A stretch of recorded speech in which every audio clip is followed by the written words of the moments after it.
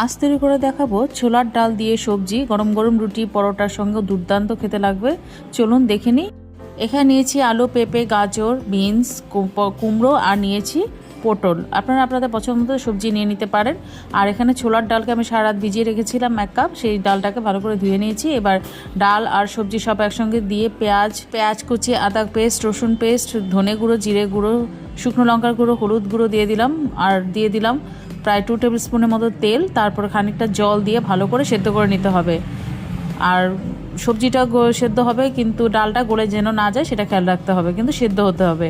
এবার ফোড়নের জন্য আমি এখানে কড়াইতে দিয়ে দিলাম তেল, তেলেতে দিয়ে দিলাম শুকনো লঙ্কা 5 ফোড়ন, দিয়ে দিলাম কুচানো পেঁয়াজ, এবার দিয়ে দিলাম আদা পেস্ট, রসুন পেস্ট। এবার নেড়ে চেড়ে নিয়ে আমি এই ফোড়নটাকে দিয়ে দেব সবজি ডালের মধ্যে।